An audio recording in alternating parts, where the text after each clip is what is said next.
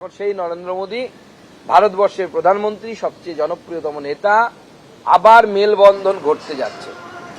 তখন যে মেলবন্ধন ছিল সেটা ভার্চুয়াল মোডে বলতে পারি আমরা এখনকার দিনে, কারণ মোদীজি এখানে ছিলেন না। মোদীজি রিসিভিং এন্ডে ছিলেন, অর্থাৎ টাটা চলে গেল, ন্যানো কারখানা চলে গেল, তাকে গ্রহণ করার জন্য মোদীজি দু হাত ভরে তাকে গ্রহণ করে আনন্দের সেই এলাকায় এখন বর্তমানে আপনারা যদি গিয়ে থাকেন বা আপনাদের প্রতিনিধিদের যদি ভিডিও আনতে পারেন, দেখবেন সেখানে অটোমোবাইল হাবে পরিণত হয়েছে। এবার দুটো পক্ষকে তুলনা করা যাক কি হলো। ধরে নিন সিঙ্গুরে আইটিআই আছে, পলিটেকনিক আছে বা ইঞ্জিনিয়ারিং কলেজ আছে, হুগলি জেলাতে কোথাও না কোথাও আছে, বহু জায়গায় আছে।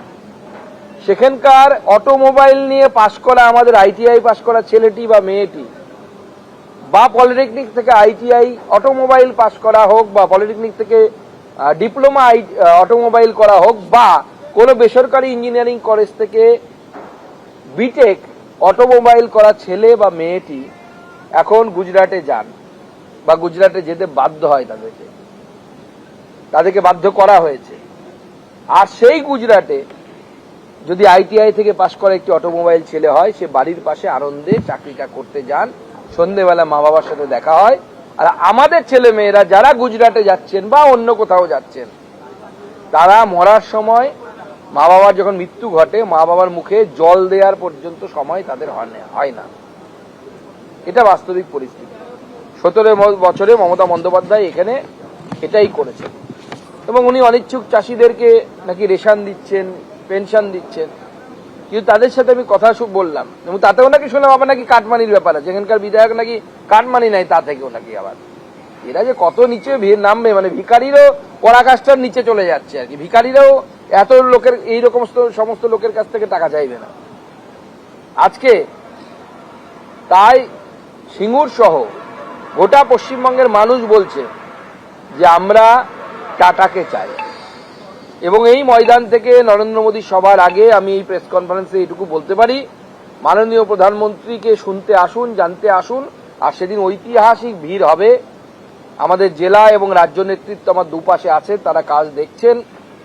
এবং এই যে 3টে শেড করা হয়েছে, ওপারে রাস্তা, আমার বিশ্বাস বা আমার যে এক্সপেকটেশন বা অ্যাজাম্পশন বলতে পারেন, এগুলো সব ছাপিয়ে রাস্তা অবধি এবং রাস্তার ওপারের জমি অবধি ভিড় পৌঁছে যাবে সেদিন নরেন্দ্র মোদীর কথা শুনতে, নরেন্দ্র মোদীকে দেখতে। এবং নরেন্দ্র মোদীর এই হাত ধরে আমার বিশ্বাস এই সিঙ্গুর থেকে মমতা বন্দ্যোপাধ্যায়ের উত্থান হয়েছিল, নরেন্দ্র মোদীর হাত ধরে এই সিঙ্গুর থেকেই মমতা বন্দ্যোপাধ্যায়ের পতন হবে।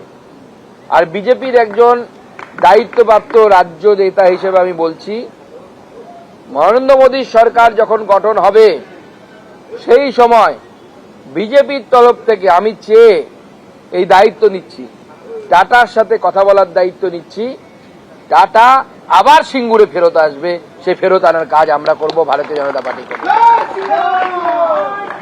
এবং এই পশ্চিমবঙ্গের শিক্ষিত যুবক যুবতী, ITI pass, BTech pass, polytechnic pass, graduate, তাদের হাতে কর্মসংস্থানের ব্যবস্থা ভারতীয় জনতা পার্টি করবে। এর সাথে সাথে দ্বিতীয় যে বিষয়টি আপনাদের সামনে আমরা তুলে ধরতে চাই, আমাদের সর্বস্তরের নেতৃত্বের সামনে, আগামী 17 এবং 18 তারিখ এই 2 দিনই 2 ঐতিহাসিক সভা হতে চলেছে। 17 তারিখ মালদাতে, আপনারা জানেন শাহাপুরের কাছে একটি মাঠে, এবং 18 তারিখ এই সিঙ্গুরের মাঠে। এই দুদিনই মাননীয় প্রধানমন্ত্রী নরেন্দ্র মোদীর নেতৃত্বে বাংলার রেল যোগাযোগ ব্যবস্থায় যুগান্তকারী পরিবর্তন হতে চলেছে। এবং এই যুগান্তকারী পরিবর্তনের মধ্যে আপনারা জানেন যে বাধা হয়ে দাঁড়ায় হচ্ছে তৃণমূল কংগ্রেস। উদাহরণস্বরূপ আপনারা ইস্ট ওয়েস্ট মেট্রোর ক্ষেত্রে দেখেছেন, বাধার পর বাধা, এখনো পর্যন্ত চিংড়ি ঘাটার বাধাটা এখনো মেটেনি। তার ফলে দক্ষিণ কলকাতার মানুষ আসতে পারছেন না। গত কয়েক মাস আগে মাননীয় প্রধানমন্ত্রী এসে উনি উদ্বোধন করেছিলেন মেট্রোর। সেই মেট্রো আমাদের লাইফ লাইন, সেই মেট্রোতে আরো অনেক মানুষ সুবিধা পেতে পারত, কিন্তু তৃণমূল কংগ্রেসের জন্য পাচ্ছে না। পশ্চিমবঙ্গের প্রায় 60-61 খানা প্রজেক্ট শুধুমাত্র জমি না দেওয়ার জন্য পশ্চিমবঙ্গে রেলের প্রজেক্ট আটকে আছে। আর তার মধ্যে এই যে এত বাধা, এত বিপত্তি, এত স্পিড ব্রেকার সরকার, তার মধ্যে মাননীয় প্রধানমন্ত্রী আগামী 17 জানুয়ারি মালদার পুণ্যভূমিতে পা রাখবেন এবং সেই দিন এর আগে যেটা কেউ করেনি, উত্তরবঙ্গের মানুষকে কেউ সেইভাবে রেল যোগাযোগ ব্যবস্থার কথা ভাবেনি, ভোট ব্যাংক হিসেবে ভেবেছে। সেখান থেকে 2টি বন্দে ভারত স্লিপার ট্রেন আর তার সাথে 6টি অমৃত ভারত এক্সপ্রেসের উদ্বোধন মাননীয় প্রধানমন্ত্রীর করকমল দ্বারা হবে। একসাথে ভাবতে পারেন, 2টি বন্দে ভারত স্লিপার। এই বন্দে ভারত নিয়ে আমাদেরকে অনেক কথা শুনতে হয়েছে। আমাদের বিরোধীরা বলতেন বন্দে ভারত বড় লোকদের train, AC train. Vande Bharat sleeper মানে সেখানে গরিব মানুষ, পরিযায়ী শ্রমিক থেকে শুরু করে যারা চিকিৎসার জন্য বিভিন্ন জায়গায় যাচ্ছেন, তারা সেই সুবিধে অ্যাভেল করতে পারবেন। এবিপি আনন্দ, এগিয়ে থাকে, এগিয়ে রাখে।